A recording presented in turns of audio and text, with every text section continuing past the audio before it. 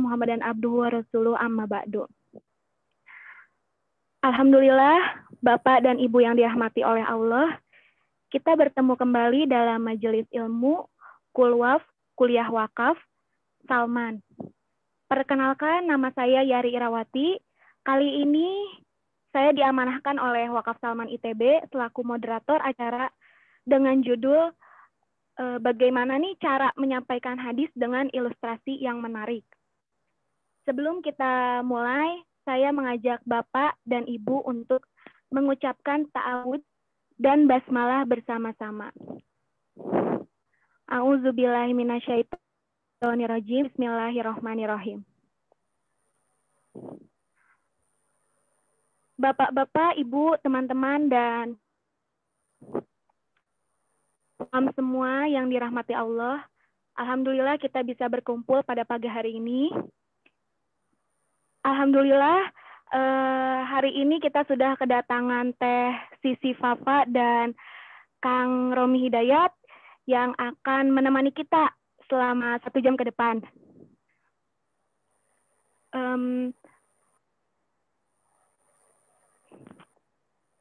Acara Kulwaf ini terselenggara atas donasi dan wakaf dari Bapak dan Ibu semua. Kami mengajak Bapak dan Ibu untuk berdonasi atau berwakaf untuk keberlangsungan acara ini. Bagi Bapak dan Ibu yang tertarik, silakan menghubungi ke admin wakaf. Acara ini terselenggara berkat dukungan jamaah Kulwaf sekalian, juga peran dari Mams dari Hijabers Mom Community. Sebelum kita mulai, izinkan saya menginformasikan beberapa peraturan. Yang pertama, mohon untuk menjaga adab selama kajian berlangsung, dan sesi pematerian ini bersifat diskusi ya Teh Kang. Jadi bisa langsung, jadi kajian hari ini bersifatnya diskusi, jadi bisa langsung bertanya terus kemudian langsung dijawab sama Teh Siva dan Kang Romi, begitu ya? Iya, bisa. Iya. Mangga kalau begitu kepada Teh Siva ini Teh atau Teh Sisi Fafa ya? Nama Oh iya, mangga kepada Teh Siva dan Kang Romi saya persilahkan.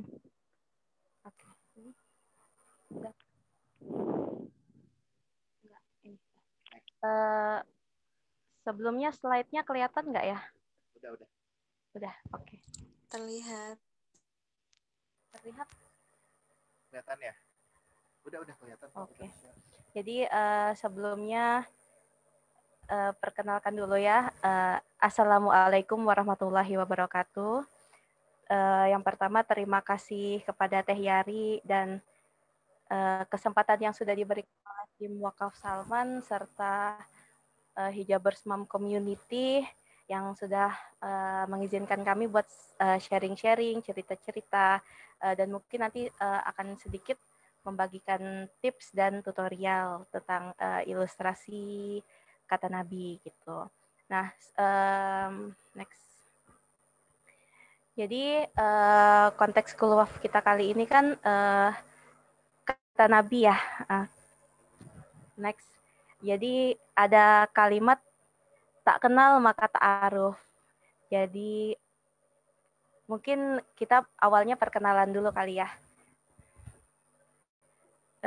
Ini mohon maaf suara di sound saya dan suara saya agak delay. Jadi mungkin saya copot dulu aja kali ya ini soundnya. Mungkin kalau misalnya ada sesi diskusi atau pertanyaan baru saya pakai lagi, boleh?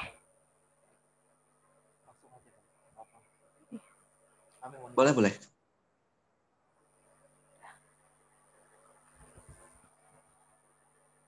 Oke, jadi perkenalkan dulu ya, nama saya Asyifa Sekar Arum, biasa dipanggil Siva. Sisi Fafa itu nama pena, biasa saya pakai untuk nama pena saya di beberapa karya yang kami buat. Dan ini di sebelah saya ini ada Mas Romi Hernadi ya, Teh bukan Romi Hidayat, agak koreksi sedikit. Jadi Mas Romi dan saya ini sehari-hari bekerja sebagai webtunis. Mungkin kalau bagi para moms atau abang kakak teman-teman sekalian yang belum masih asing dengan kata-kata webtunis. Webtunis itu semacam komikus tapi lebih ke platform digital gitu. Jadi kami mengerjakan komik digital gitu. Nah, kebetulan kami berdua merupakan pasangan couple-planner ya kalau istilahnya gitu. Jadi entrepreneur tapi couple gitu.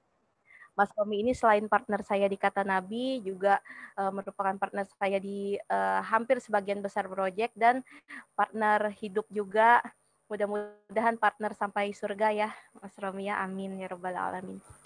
Jadi biasanya itu pembagiannya itu saya biasanya yang nulis-nulis, yang bagian tulisan saya, lalu Mas Romi ini biasanya eksekusinya, gambar, ilustrasi gitu. Biasanya nanti kita rembuk ide, habis itu nanti saya yang konsep, saya yang tulis-tulis bahan-bahannya, lalu nanti eksekusi ilustrasi dan gambarnya biasanya Mas Romi gitu. Jadi mungkin untuk sesi Kulwaf kali ini juga mungkin diawali dengan saya yang sharing-sharing cerita-cerita dulu tentang Kata Nabi, baru nanti dilanjutkan dengan Mas Romi memberikan tutorial ilustrasi begitu. Next. Jadi ini akun Kata Nabi. Akun Kata Nabi ini adalah sebuah akun Instagram yang kami kelola sejak November 2015. Nah, kebetulan saat ini ada sekitar 480 post dengan 330 ribuan follower, 330-an 3 ribuan follower, 300 ribuan follower, sorry. Kurang fokus saya. 300 ribuan follower dan kebetulan ini kita jarang buka DM juga kalau misalnya ada beberapa yang sering DM. Next. Nah, terus ada salah satu hadis yang menjadi penggerak kami untuk membuat akun Kata Nabi gitu. Jadi hadis tersebut adalah sampaikan dariku walau hanya satu ayat, hadis riwayat Bukhari. Nah, jadi di Kata Nabi ini kami perlu konfirmasi dulu sebelumnya. Jadi kami ini bukan ahli agama, kami ini bukan ahli hadis, latar pendidikannya juga bukan di bidang hadis gitu, tapi kami adalah orang-orang yang mau belajar gitu. Nah, dan cara belajar kami biasanya dengan cara mencatat seperti ini gitu, mencatat kemudian kami upload di media sosial seperti itu. Nah, ada salah satu literasi yang pernah saya baca, kebetulan saya kurang tahu juga literasinya itu berkaitan apa. Menurut saya tulisan itu cukup relevan. Ya, jadi seperti tulisannya, apabila otak kita ingin mengingat sesuatu, maka otak kita akan ingat sekitar 5%-nya saat kita hanya mendengarkan. Lalu otak kita akan ingat sekitar 10% ketika kita membaca. Lalu otak kita akan ingat sekitar 30% saat kita melihat secara langsung. Otak kita akan ingat sekitar 50% saat kita mempelajari. Habis itu otak kita akan ingat sekitar 75% saat kita mempraktekkan, dan otak kita akan ingat sekitar 90% ketika kita menyampaikannya kepada orang lain. Nah, itu menjadi salah satu metode kami juga agar kami bisa belajar dan bisa ingat dengan hadis-hadis yang kami pelajari untuk meneladani sifat-sifat Rasulullah Shallallahu Alaihi Wasallam. Jadi kami catat, kami buat ilustrasinya, lalu kami sampaikan melalui media sosial @katanabi gitu. Next. Oke, nah ini di slide ada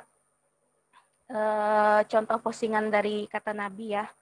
Jadi kalau bisa teman-teman para moms atau abang kakak sekalian lihat di sini, kami menggunakan ilustrasi yang simpel dengan warna-warna pastel, dengan yang berkesan hangat. Terus kalau misalnya diperhatikan ada semacam tekstur.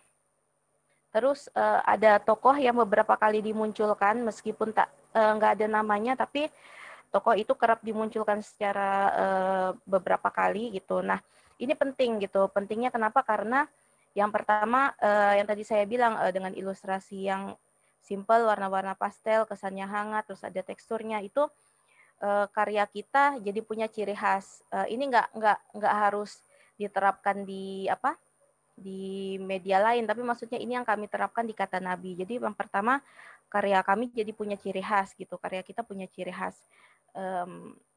Dan kalau saya boleh cerita sedikit ya, jadi pada awalnya itu kan kami mengupload Kata Nabi, namun sebagai manusia biasa gitu ya, kadang ada kalanya kita tuh nggak konsisten atau ada kalanya kita tuh lagi turun semangat belajarnya. Jadi suatu saat itu kami itu ibaratnya hiatus dari mengupload gitu.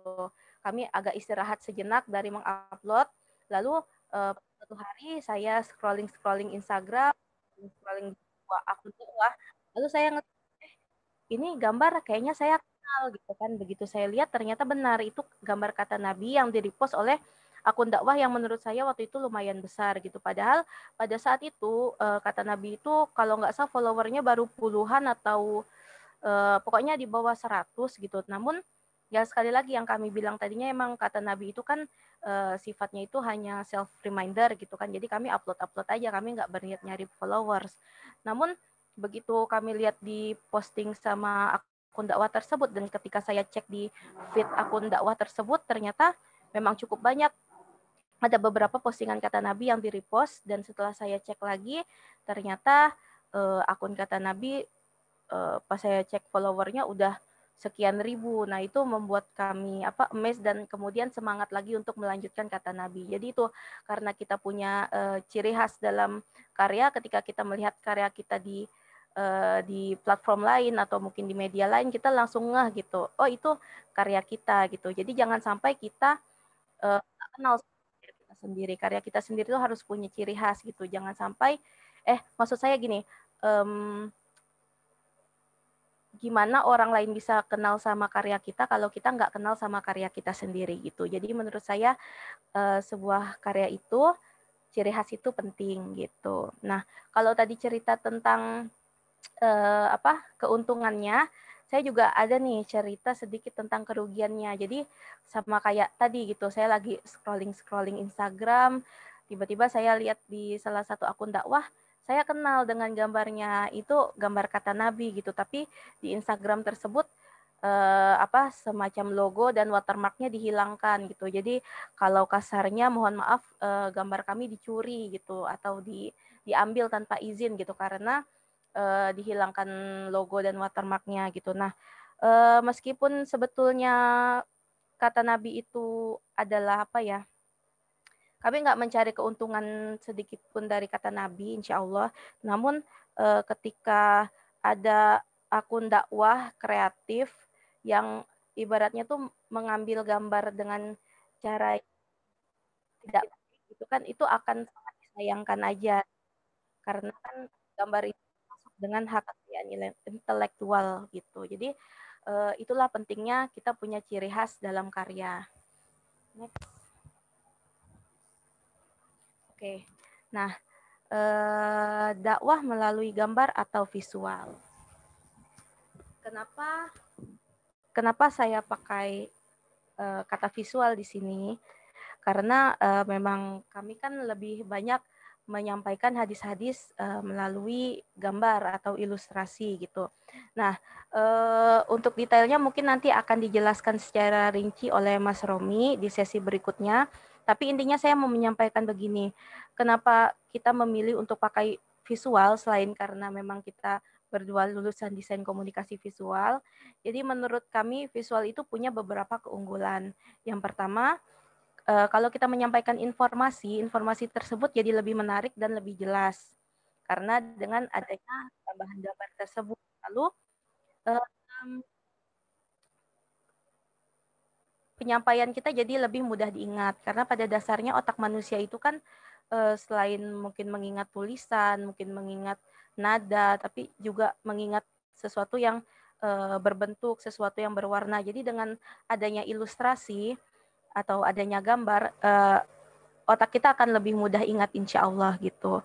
Nah, selain itu tidak perlu banyak tulisan. Nah, dengan tidak perlu banyak tulisan ini akan memudahkan orang-orang yang mungkin seperti saya atau mungkin seperti beberapa abang kakak sekalian yang kalau ngelihat tulisan itu belum apa-apa udah pusing gitu kalau ngelihat banyak tulisan itu. Jadi dengan adanya gambar kita bisa mentransformasikan bahasa tulisan ke bahasa gambar seperti itu. Dan kalau dengan gambar, insya Allah range usia target audiens kita bisa semakin luas. Jadi mungkin kalau yang tadinya tulisan aja gitu, mungkin bisa dinikmati dari usia sekian sampai sekian, tapi ketika dikasih gambar, range usianya meluas. Jadi mungkin anak-anak yang tadinya nggak tertarik, kemudian karena melihat gambar-gambar yang menurut dia lucu atau mungkin berwarna atau mungkin yang dia suka, dia jadi tertarik untuk membaca itu, seperti itu. Next. Nah, dakwah melalui visual kemudian berkembang menjadi dakwah melalui Instagram. Nah, ini perlu perlu dijelaskan sedikit karena seperti yang kita ketahui kan sekarang itu udah era digital ya, hampir semua aspek tuh sudah menggunakan digital meskipun ada beberapa yang tetap mempertahankan ke non digitalannya itu, tapi menurut saya sih sekarang era itu sudah semakin digital dan sekarang itu zamannya media sosial gitu. Jadi ketika aspek-aspek lain terus berinovasi, kenapa enggak dengan aspek dakwah gitu. Jadi gimana caranya dakwah juga berinovasi melalui dakwah digital gitu. Nah, dan memanfaatkan platform media sosial yang dalam konteks ini Instagram gitu. Mengapa kami memilih Instagram untuk menyebarkan konten hadis ini? Karena yang pertama itu menurut kami dengan media sosial Instagram itu jangkauannya bisa lebih luas dengan effort yang lebih ringan. Jadi kalau boleh cerita sedikit kan kami ini tinggalnya di kota kecil ya. Kami tinggal di Pontianak, Kalimantan Barat. Terus kami sehari-hari bekerja dari rumah. Jadi jauh sebelum tren work from home itu kami memang udah di rumah aja dan memang anak rumah juga. Jadi kita jangan sampai menutup jalan itu, jangan sampai itu dijadikan alasan buat kita nggak menyebar kebaikan, nggak menyebar manfaat gitu. Dan selain itu target audiens utama kami memang milenial dan generasi Z, jadi memang pengguna Instagram berkisar di area itu. Next. Nah ini nanti konten Instagram itu kemudian diadaptasi ke berbagai produk gitu. Dari konten visual itu kayak seperti ini dijadikan buku cetak. Nah, buku cetak itu pada akhirnya bisa menjangkau non IGers gitu. Bisa menjangkau orang-orang yang tidak bermain Instagram atau memang yang lebih suka membaca melalui fisik, maksudnya buku fisik gitu. Next. Nah, ini contoh bukunya. Jadi ketika di Instagram kita membangun awareness atau ketertarikan tentang hadis, kemudian dialihkan ke bukunya di mana penjelasannya bisa lebih padat dan lebih lengkap lah gitu. Next. Nah, ini bismillah juga waktu itu kita nggak menyangka kalau buku kata Nabi bisa sampai ke beberapa pesawat negeri. Kayak di sini sih yang kita dapat fotonya si Ren Sungkar, Dewi Sandra, sama ada beberapa muslim influencer juga. Alhamdulillah. Next. Nah, kemudian kalau dulu tuh hadis disampaikan mungkin hanya lewat buku-buku tebal, melalui kitab-kitab yang serius gitu. Tapi ketika sekarang hadis bisa disampaikan dengan berbagai media gitu. Nah, salah satunya ini barang-barang yang kita bisa temui sehari-hari gitu. Itu semua selain dengan Selain dengan izin Allah ya, pastinya itu dengan bantuan visual gitu. Jadi dengan bantuan visual kita bisa menyampaikan hadis melalui produk-produk kayak masker, tas atau segala macamnya gitu. Ini bukan promosi ya, tapi ini maksudnya saya menginformasikan bahwa dengan kekuatan satu gambar yang kita bikin itu bisa diaplikasikan ke berbagai media. Jadi bayangkan kita hanya bikin satu gambar, tapi Satu gambar itu bisa ikut serta menebar manfaat dengan banyak cara gitu. Next. Nah, habis itu ini juga sempat menjadi komik digital juga waktu itu, sempat menjadi webtoon, dan ruang lingkupnya jadi semakin luas ya, yang tadinya pengguna Instagram kemudian jadi membaca platform komik digital gitu. Jadi dari konten berilustrasi tadi, mungkin kalau di buku lebih banyak tulisannya, bagi orang-orang yang kurang suka baca buku atau kurang suka baca tulisan yang banyak, bisa jadi alternatif untuk baca webtoonnya. Apalagi waktu itu ini bisa diakses secara gratis juga. Next. Nah, intinya dari saya tuh jangan mau kalah dalam hal kebaikan gitu. Pada dasarnya kita semua, setiap orang itu punya skill yang unik, punya skill yang berbeda-beda. Nah, skill tersebut kan pada dasarnya datang dari Allah, gimana kita gunakan di jalan Allah untuk memperoleh ridho Allah. Nah, kebetulan skill dan minat kami itu berada di bidang visual, ilustrasi, komik, dan sebagainya. Nah, jadi gimana caranya apa yang menjadi skill dan minat kami itu kita jadikan sarana untuk beramar ma'ruf nahi mungkar gitu. Nah, jadi mungkin para moms, abang kakak sekalian misalnya punya skill lain, contohnya menulis atau memasak, bercerita. Jadi kan skill titipan Allah itu untuk sesuatu yang bermanfaat gitu. Saya yakin setiap orang pasti bisa asal mau berusaha dan berdoa gitu. Nah, sedikit tips dari saya mungkin bisa mulai dari apa yang kita suka dan apa yang kita bisa. Yang penting konsisten, perbaiki niat karena Allah, dan jangan takut berproses. Selebihnya serahkan semua kepada Allah. Menurut saya sekian dari saya. Bisa dilanjut sama Mas Romi untuk gambar dan Warahmatullahi wabarakatuh. Akang Teteh semuanya. Kita masuk ke materi gambar. Nah, kenapa saya pilih gambar? Padahal Rasulullah SAW bersabda, sesungguhnya orang yang paling berat siksaannya menurut Allah di hari kiamat adalah orang-orang yang menggambar. Hadis riwayat Bukhari dan Muslim. Jadi hal itu yang sebenarnya bikin saya takut juga, tapi ada beberapa buku yang saya baca yang menyampaikan dengan yang berbeda. Nah, ini mengapa orang yang menggambar dapat ancaman. Dari buku yang saya baca dan dari ustadz-ustadz yang saya dengarkan, menyaingi ciptaan Allah dengan membuat gambar atau patung makhluk hidup secara utuh, nah itu nggak boleh katanya. Karena objek yang digambar itu makhluk yang memiliki roh seperti manusia, hewan, dan lain-lain.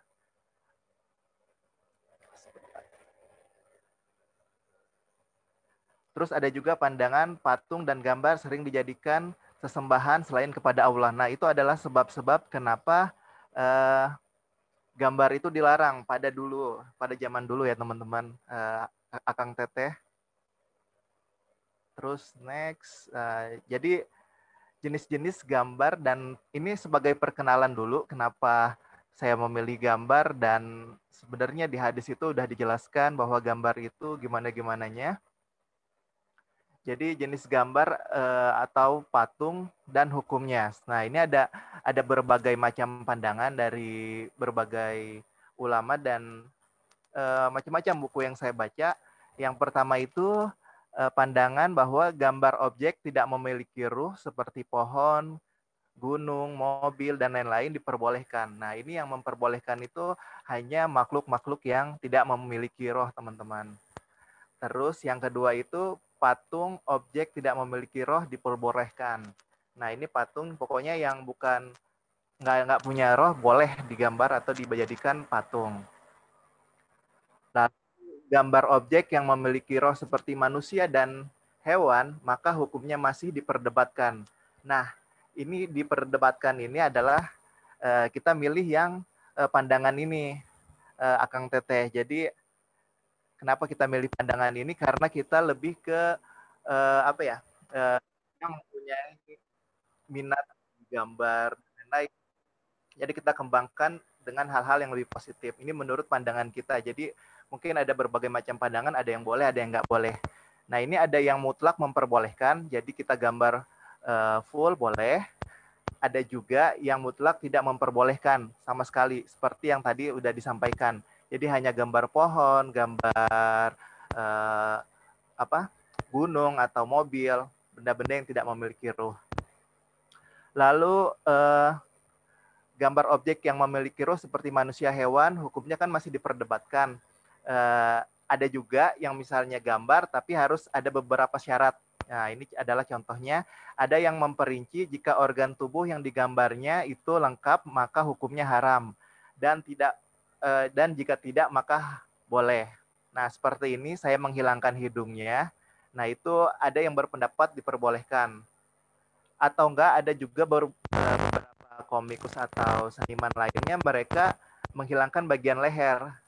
Dianggap bahwa ini adalah bukan makhluk hidup, tidak menyerupai makhluk hidup, kayak gitu teman-teman. Lalu ada yang melihat dengan sebab lain, jika disimpan di tempat yang dikonotasikan mengagungkan, maka hukumnya haram. Jika tidak, maka diperbolehkan. Nah ini misalnya kita pajang gambarnya di tempat yang tinggi atau mewah, seakan-akan dipuja-puja, nah itu nggak boleh. Itu menurut pandangan beberapa orang. Terus patung atau objek yang memiliki ruh sepakat diharamkan. Nah ini para ulama sepakat mengharamkan, yaitu adalah patung yang memiliki roh seperti patung bentuk orang atau hewan, itu diharamkan, Akang Teteh. Terus lanjut, nomor 5-nya itu adalah film kartun, hukumnya bisa dianalogikan seperti hukum gambar. Jadi ada yang memperbolehkan, ada juga yang tidak memperbolehkan. Karena hakikatnya gambar yang bergerak, sehingga ada yang tidak memperbolehkan, ada juga yang memperbolehkan. Ini adalah contoh kartun-kartun muslim seperti Nusa, contohnya. Ada berbagai macam kartun Islami lainnya. Lalu next, kenapa kita berdakwah lewat gambar? Nah, mungkin ini adalah salah satu alasan kami. Saat ini banyak media yang menampilkan gambar atau animasi yang berisi kemaksiatan. Jika kita tidak bergerak untuk menandingi kemaksiatan dalam bidang tersebut, yakinkan anak cucu kita tetap aman dan tidak mengkonsumsinya. Nah, kayak gitu. Jadi kita memilih gambar karena kita mau lewat anak-anak biar baca bacaan atau gambar-gambar yang emang positif gitu tentang dakwah dan lain-lain. Lalu next. Karena itu kata Nabi hadir untuk turut serta menyampaikan pesan-pesan Rasulullah SAW dengan media gambar supaya lebih mudah dipahami. Haramkah? Wallahu alam, semoga Allah mengampuni kami. Nah, itu sedikit pengetahuan tentang gambar. Mungkin Akang Teteh udah pernah dibahas di Pulwaf sebelumnya ya, tentang gambar itu haram. Ini cuma sebagai perkenalan aja. Terus stop share dulu. Ada beberapa hal atau tips yang bisa kita lakukan, sebentar ya.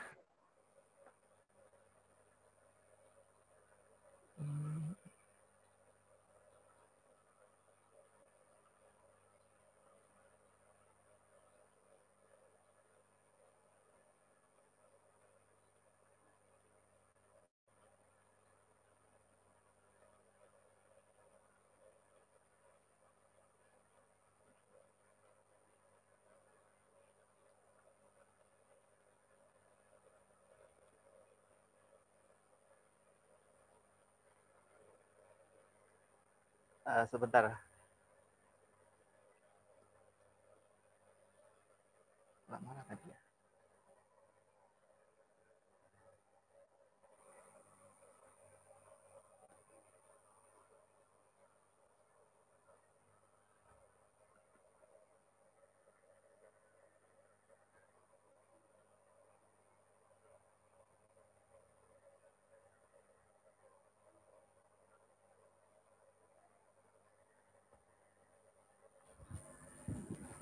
Ya jadinya gitu, abang kakak para mom sekalian. Jadi memang masih ada pendapat yang pro dan kontra tentang gambar, tapi itu semua bisa dilihat di Kulwaf sebelumnya, Kulwaf dengan Bang Zia, waktu itu saya juga nonton, dan kebetulan kami termasuk yang menganut memperbolehkan gambar, karena gambarnya tidak bukan gambar pornografi atau bukan gambar-gambar yang bermaksud kemaksiatan gitu. Oke, udah Mas Romi. Maaf tadi slide-nya salah. Ini adalah slide yang selanjutnya. Tipe berkarya lewat sosial media, tips-tipsnya ya, Akang Teteh. Jadi ada tipsnya, yaitu dari kami, apa yang kamu suka. Jadi posting sesuatu yang Akang Teteh suka, misalnya tips menanam tumbuhan atau menghias makanan, seperti itu. Ini di luar dari dakwah misalnya. Kalau jelas, kalau kata Nabi, pengennya lebih ke gambar kayak gitu. Itu adalah hal yang kami suka, yaitu adalah lewat gambar seperti itu. Terus ada juga apa yang kamu pahami. Nah, misalnya seorang dokter nge-share tentang postingan-postingan tentang kesehatan segala macam, atau chef yang postingan-postingan tentang makanan, misalnya seperti itu.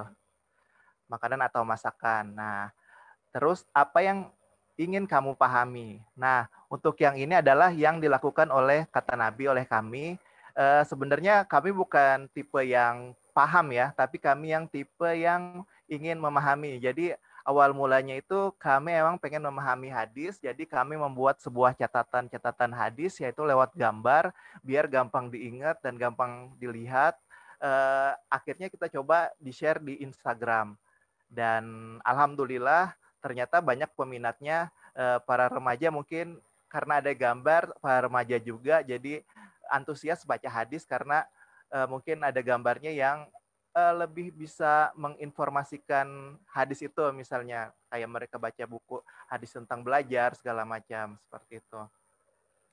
Jadi intinya kami masih di tahap ingin memahami. Jadi sambil belajar kita posting, sambil belajar ada hadis baru, bikin hadis sahih yang baru kita posting seperti itu. Next. Lalu konten menghibur, edukatif dan informatif. Nah, jangan lupa hal-hal ini adalah yang perlu kita lakukan, Akang Teteh. Jadi yang menghibur, informatif itu ya lebih ke ilmu pengetahuan segala macam. Terus buat kontenmu bercerita atau storytelling, kita harus pandai berstorytelling. Nggak harus sebenarnya, cuman ada beberapa teman-teman dari Instagram juga yang mereka berdakwah lewat komik yang emang bercerita. Itu lebih menarik bagi remaja-remaja yang ada seperti itu. Lalu konten mudah di-share. Nah, kalau ini kenapa kita formatnya seperti ini? Ada gambar, ada hadisnya, dan nanti ada captionnya. Nah, itu biar kontennya itu mudah di-share karena informatif, dan dalam satu gambar ini informasinya sudah tersedia gitu, lengkap tersedia. Nanti dilengkapi lagi dengan caption-caption yang ada. Dan yang terakhir itu adalah rajin upload. Nah, kalau kita misalnya nggak rajin upload, ya emang gimana ya, maksudnya ya untuk perkembangannya kurang berkembang. Jadi sebisa mungkin harus rajin untuk diupload karya yang mau kita share, teman-teman. Nah, langsung aja ke proses pembuatannya. Saya mau memperlihatkan proses pembuatannya. Kok pada nggak ada?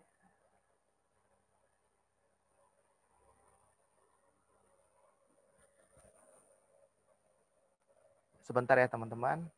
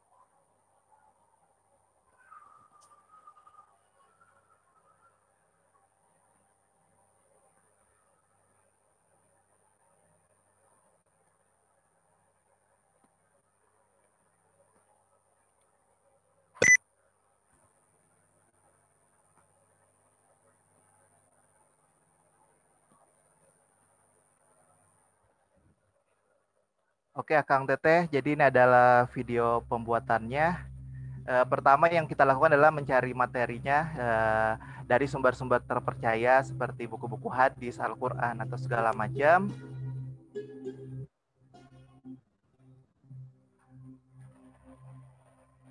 Lalu dimulai dengan membuat sketsa. Nah, ini yang kita lakukan adalah membuat dengan pensil dan di atas kertas. Ini kalau bukan secara manual. Nah, seperti ini. Pertama kita lakukan pakai pensil, lalu menggunakan bantuan drawing pen untuk menebalkan gambarnya.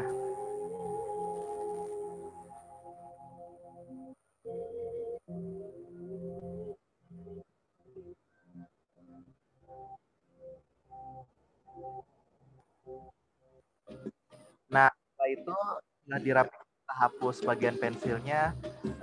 Bisa juga kita lakukan lewat scan dan dimasukkan secara digital. Apabila mau full manual, siapkan background foto selanjutnya. Nah, ini adalah background fotonya. Nah, barulah kita foto si gambar kita. Background ya.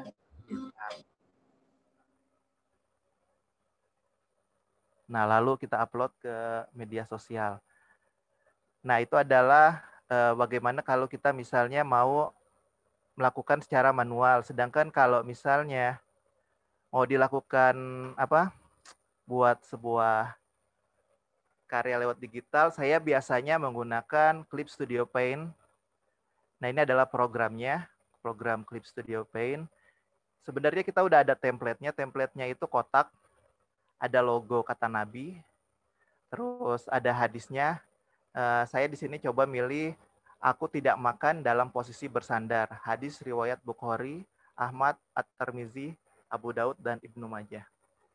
Nah, di sini kita coba bikin visual untuk konten ini. Jadi hal pertama yaitu bikin sketsanya.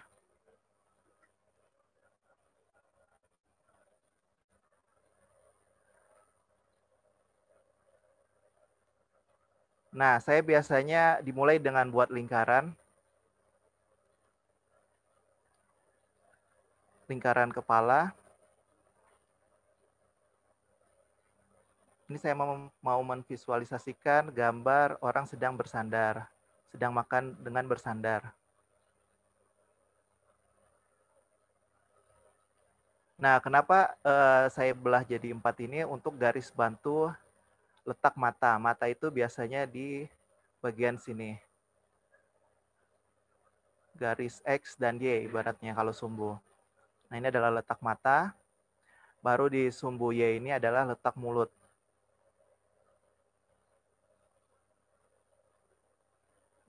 Nah, ini kita baru bikin bagian bajunya. Ini saya bikin secara simpel aja.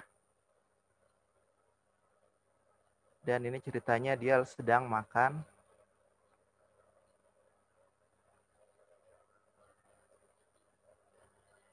Dan ada sofa sedang bersandar.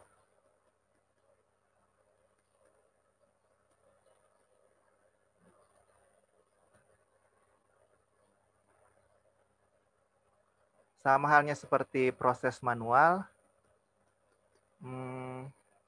kita lanjut ke proses inking atau penintaan. Nah, proses ini udah diperjelas garis-garisnya.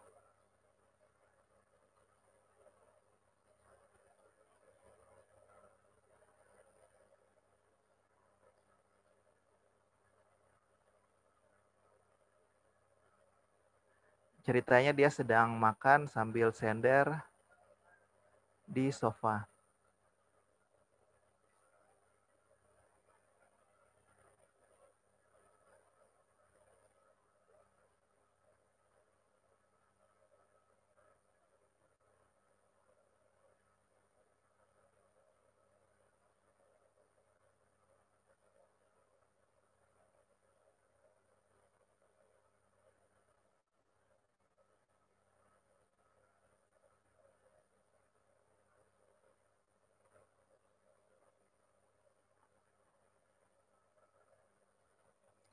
Nah, kalau udah bikin inking ya, kita tinggal hapus bagian sketsanya dan buat layer baru untuk bagian warnanya.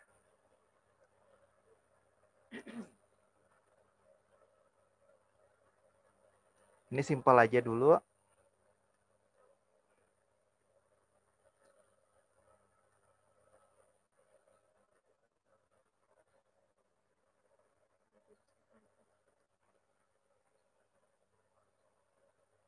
Nah, setelah kita persingkat, coba langsung kita masukkan tekstur. Nah, tekstur ini fungsinya sebenarnya untuk biar watermarknya kita lebih ke tekstur gitu. Jadi orang-orang nggak bisa langsung copy paste ke layar yang putih bersih gitu. Jadi ada teksturnya. Jadi mereka nggak bisa bajak sembarangan gitu. Mereka harus lebih rapi lah untuk ngedit watermarknya. Seperti ini adalah contoh lagi dari pensil, baru masuk ke inking, terus masuk ke warna si karakternya, lalu warna lagi di bagian background. Nah, seperti itulah proses pembuatan konten dakwah di Kata Nabi Akang Teteh gitu. Baik, Teteh moderator. Dari kami segitu dulu. Mudah-mudahan sedikit banyaknya ada bermanfaat yang bisa diambil. Ini kita lanjutkan ke sesi tanya jawab apa gimana ya?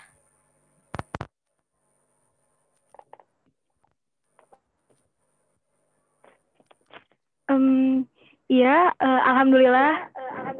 Masya Allah, memang ya dakwah zaman sekarang itu bisa dengan berbagai cara. Mengingat masyarakat juga cenderung akan lebih merasa tersampaikan suatu pesannya tuh kalau sesuai sama bahasanya gitu. Kayak yang tadi udah Teh Siva sama Mas Romi sampein, dakwah zaman sekarang bisa lewat sosial media kayak tadi misalkan Instagram, bisa juga di Facebook, di Twitter. Nah, mungkin sekarang mah bisa langsung ke sesi tanya jawab aja. Untuk yang mau bertanya bisa mengajukan pertanyaannya di kolom chat. Kemudian nanti saya bacakan dan akan dijawab oleh Teh Siva atau Kang Romi. Pertanyaannya, mangga yang ingin bertanya untuk teman-teman.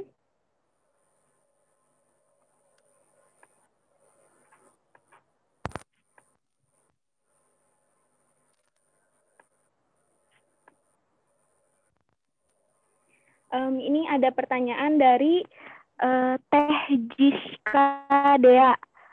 Kak, mau nanya dong, untuk palet warnanya biasanya ambil atau nyari di mana ya? Kalau untuk palet warna, jadi kan kalau kata Nabi itu palet warnanya lebih ke pastel kayak gitu. Jadi biasanya kita cari referensi dulu. Misalnya warna-warna yang pastel tuh ada warna apa aja, nanti kita kumpulin, baru kita masukkan ke program yang tadi. Jadi kita punya palet warna ya udah itu aja. Jadi emang banyak-banyak cari referensi dari internet, dari buku. Nanti kita cari warnanya sendiri gitu. Bisa juga nge-copy warna dari, misalnya kita cari di Google atau di internet, warna-warna pastel tuh warnanya apa aja. Nanti kita masukkan ke palet yang ada di program. Seperti itu. Ya, Teh, mungkin udah terjawab ya. Terus untuk ya, terus pertanyaan selanjutnya ada dari Pitlock, Kak gimana tipsnya gambar background? Tips untuk gambar background itu sebenarnya gini aja teman-teman. Kayak tadi yang saya gambar, ntar saya share dulu. Di sini kan bisa dilihat teman-teman, kalau misalnya kalau gambar orangnya itu kita lebih pakai outline atau garis hitam, sedangkan untuk background itu dia tanpa tanpa outline. Jadi kita bisa menentukan si karakter orangnya itu lebih menonjol, sedangkan background itu tetap di belakang, nggak sama-sama menonjol, nggak sama-sama apa mengeluarkan inilah lebih tebal apa gimana gitu. Jadi kalau misalnya background tuh usahakan lebih soft, lebih lebih lemah lah warnanya dibandingkan gambar si orang atau karakter yang mau kita tonjolkan kayak gitu. Itu aja sih tip dari saya gambar background, dan jangan lupa pelajarin juga masalah perspektif dan lain-lain. Kayak gitu. Terus ada lagi nih Kak, pertanyaan dari Vivo 1820. Selama membuat konten, apa aja kendala yang sering ditemui? Kalau dari saya pribadi sih, kendalanya itu mungkin jenuh ini ya, gaya gambar. Makanya saya solusinya selalu bikin gaya gambar yang baru. Seperti di Kata Nabi ini, tadinya awalnya itu si gambarnya itu warnanya itu flat datar. Nah sekarang saya untuk biar nggak menghilangkan rasa bosan, saya coba pakai dengan gaya-gaya cat air seperti ini yang ada di layar ini. Ini gaya-gaya cat air. Sedangkan sebelumnya ini dia lebih flat kayak gitu. Sedangkan kalau kendala Kak Siva gimana?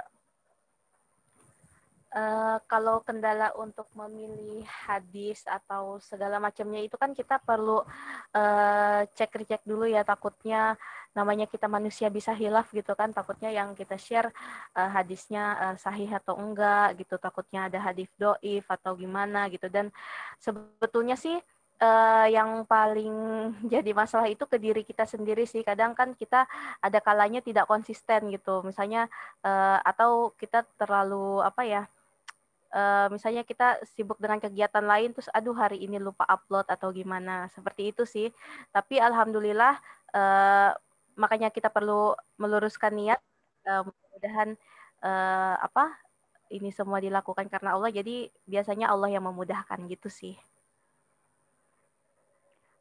Terus ada lagi nih Kak, gimana supaya dapat ciri khas gambar sendiri? Soalnya kan kita juga lihat nih di Instagram akun Kata Nabi, gambarnya dari warnanya, saya sendiri juga udah follow, dan warnanya juga yang pastel-pastel gitu. Terus beda dari yang lain gitu. Kenapa bisa punya ciri khasnya tuh kayak gitu gitu Kak? Kalau ciri khas sendiri sebenarnya mungkin kita cari-cari ya. Kalau misalnya kami ini kebanyakan kami sering jalan, sering pokoknya jalan-jalan, memperhatikan sekitar, memperhatikan gambar-gambar orang, banyak-banyak referensi. Dengan itu tuh kita punya bayangan, oh ternyata ada loh gambar kayak gini, oh ternyata ada loh gambar kayak gini. Nah akhirnya dari berbagai macam referensi yang ada, biasanya saya memilih bagian-bagian tertentu. Misalnya bagian pipi yang dimerahin bagus juga nih. Nah, saya ambil bagian itu. Oh, gaya pakai cat air bagus juga nih. Saya coba pakai cat air. Jadi campuran dari hasil referensi yang kita dapat sih sebenarnya dari hasil kita jalan-jalan, kita baca buku, kita lihat-lihat segala macam. Nah, itu digabungkan akhirnya punya karakter sendiri gitu. Untuk warna pastel juga sebenarnya kan itu tuh di zaman beberapa tahun yang lalu lagi hits pastel, warna-warna pastel. Nah itu kita ambil warna-warna pastel kayak gitu sih, gitu, dan ke bawah sampai sekarang seperti itu. Jadi banyak-banyak melihat, banyak-banyak baca buku, cari referensi, itu aja tips dari saya. Nah, terus ini Kak ada yang dari Nining Ideal. Untuk belajar menggambar seperti tadi, apakah ada referensi sekolah khusus non formal? Terus biasanya durasi belajarnya itu berapa lama dan kisaran biayanya berapa? Anak-anak usia berapa aja yang bisa mengikuti kelas gambar? Seperti yang tadi dari Teh Siva sama Karomi. Oke. Jadi untuk belajar seperti itu, apakah ada referensi sekolah khusus non formalnya? Sebetulnya banyak, tapi masalahnya kita nggak tahu di daerah abang kakak sekalian, di daerah adik-adik sekalian sudah ada atau belum gitu. Terus kalau misalnya biasanya durasi belajarnya berapa lama, kisaran biayanya berapa. Nah itu sih tergantung lagi ya, tergantung tempat kita belajar sekolah non formal itu gitu. Jadi kami kurang bisa menjawab berapa persisnya sih, berapa persis durasinya, berapa persis harganya, karena itu akan kembali lagi ke masing-masing kebijakan tempat belajar itu. Nah terus kalau anak-anak usia berapa bisa mengikuti kelas menggambar seperti itu, kalau menurut kami sih kalau misalnya menggambar itu kan konteksnya luas ya. Sebetulnya anak dari usia balita atau bahkan di bawah 2 tahun sekalipun sudah pasti tertarik dengan yang namanya cat atau warna-warna gitu. Nah, jadi ini mungkin pertanyaannya perlu dispesifikasi lagi gitu.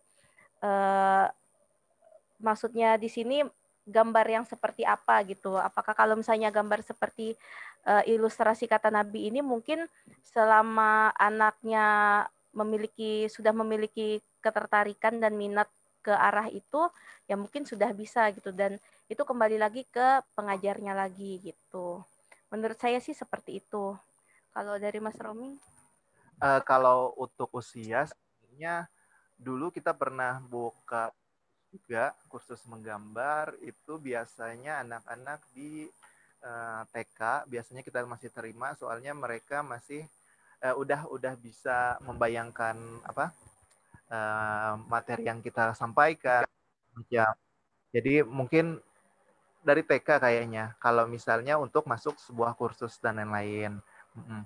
Dan kalau misalnya untuk ke arah yang seperti kata Nabi ini, mereka udah mulai digital, biasanya kita malah anak-anak SD yang waktu itu dulu kursus di tempat kami, mereka udah bisa coba-coba untuk digital kayak gitu. Untuk harganya sendiri variasi ya, bervariatif. Jadi mungkin tiap daerah berbeda, kayak gitu aja sih. Oh iya, ada satu lagi, kalau misalnya belajar bisa di mana aja. Terus ada gimana? Kalau dari saya, kalau belajar kan bisa di mana aja. Sebenarnya di YouTube juga banyak banget tutorial-tutorial menggambar tentang cara menggambar segala macam, digital ataupun manual. Nggak harus kita kursus. Saya juga bikin channel YouTube tentang cara menggambar, tapi mungkin kontennya nggak full dakwah ya. Maksudnya lebih ke arah gambar aja seperti itu. Ya, udah. Terus Kak, ini ada pertanyaan lagi dari Gufrani. Kak mau nanya, kalau karakter gambar kenapa memilihnya yang seperti sekarang, seperti yang di webtoon atau kata Nabi, style anime Jepang atau yang realistis? Kalau misalnya karakter gambar, kalau misalnya anime Jepang kan udah kebanyakan, kita lebih milih yang emang apa ya, agak ke lokal-lokalan lah, biar berbeda dengan yang lain. Itu aja sih pilihannya. Untuk gambar manga juga, manga Jepang sebenarnya saya juga sering gambar, cuman untuk komik atau kata Nabi atau di webtoon, saya lebih banyak gambar yang agak lebih lokal, biar punya ciri khas sendiri dan nggak banyak saingan seperti itu. Lagi-lagi masalah persaingan ya, karena banyak yang minat anime Jepang, jadinya banyak yang gambar Jepang, cari yang sesuatu yang berbeda seperti itu. Mungkin maksud Mas Romi tadi persaingan itu persaingannya secara sehat ya, mungkin maksudnya agar lebih nggak mainstream, biar lebih berbeda dan out of the box gitu. Jadi seperti yang tadi saya sampaikan, punya ciri khas itu penting. Nah kalau misalnya sudah terlalu banyak gitu kan, jadinya apa sih yang compare pastinya juga lebih banyak gitu. Jadi kita berusaha untuk bikin style yang unik dan khas lah Sekian dari kami. Ada lagi pertanyaan lain? Ini ada lagi Kak dari Alvina. Mau nanya Kak, pentap apa yang digunakan? Maksudnya mereknya Kak? Pentap apa yang digunakan? Sebut merek ini. Gini, kalau pentap sih sebenarnya macam-macam ya. Ini pertanyaannya gitu sih. Ada berbagai macam merek. Teman-teman kalau misalnya itu ada yang saya gunain yaitu mereknya Wacom. Kenapa saya gunain Wacom ya karena mungkin dia lebih awet lah. Saya lebih suka karena awet, tahan banting ibaratnya. Jadi udah pakai bertahun-tahun, nggak ada kendala apa-apa gitu. Jadi macam-macam merek sebenarnya, ada Wacom, ada terus apa ya, Genius, segala macam. Banyak banget pentap yang bisa teman-teman gunain dan cari di pasaran ada. Jadi nggak harus pakai Kalau pentap menurut terus iya gimana Kak? Nggak harus pakai pentap juga? nggak harus. Kalau manual seperti video yang tadi saya jelasin tadi, yang disampaikan tadi kan dia full manual, jadi tinggal difoto segala macam, nggak masalah manual juga. Soalnya mau kita karya lewat manual, digital itu sama aja sebenarnya. Tuh. Terus Kak, kalau menurut Kakak, dunia komik atau animasi khususnya genre Islami bakal bertahan terus nggak di Indonesia?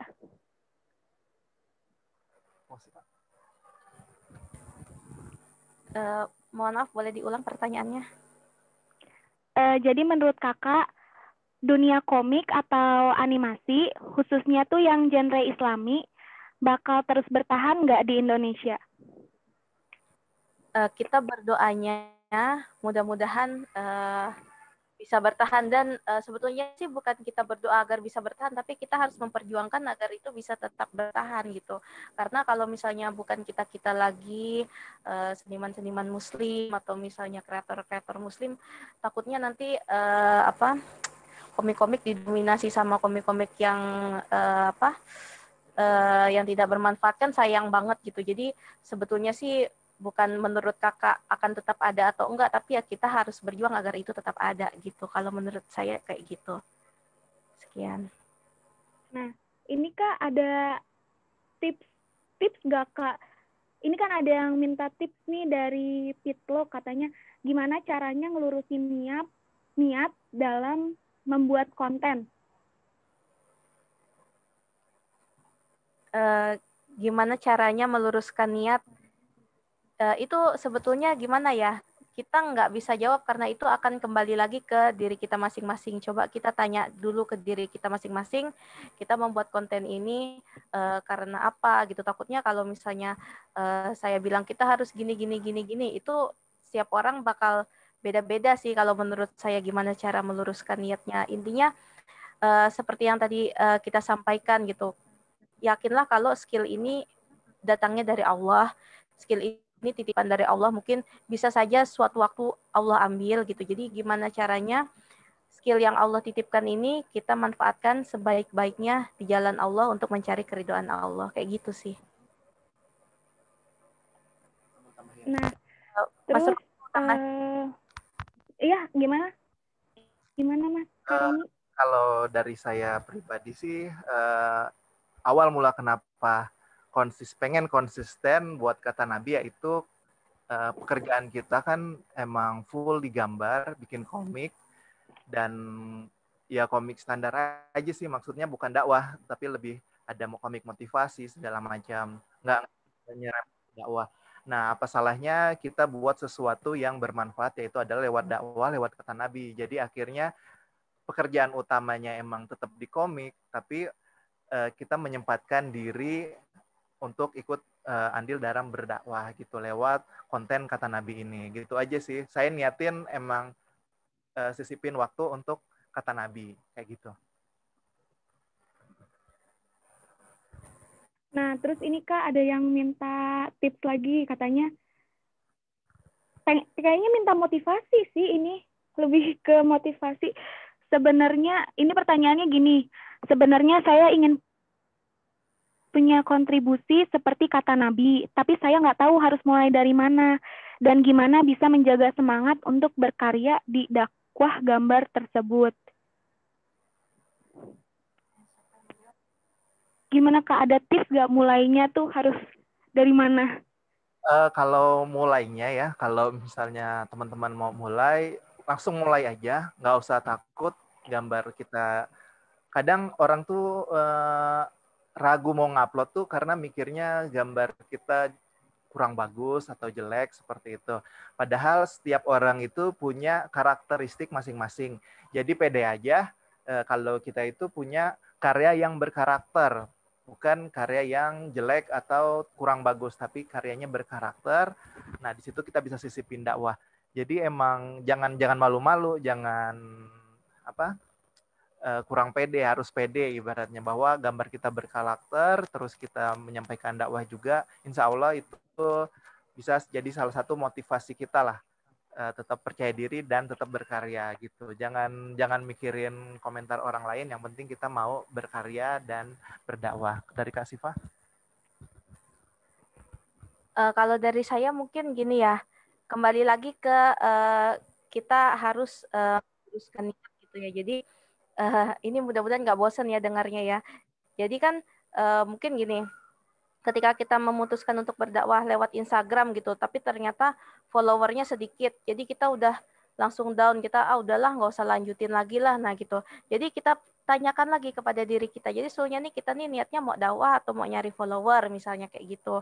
Atau mungkin ketika kita mengupload konten dakwah gitu, tiba-tiba ada apa komentar yang bilang apa sih gambarnya jelek gini gini gini gini. Nah, kembali lagi kita tanyakan, kita ini mau dakwah atau mau cari pengakuan orang. Nah, kayak gitu lagi sih. Jadi itu mudah-mudahan bisa jadi semangat dan apa ya, pemecut buat kita agar terus bisa berkarya di jalan Allah gitu lah. Di mana ada tambahan lagi? Mas mungkin segitu aja. Romi, Ada pertanyaan lain? Yang ditanyain lagi?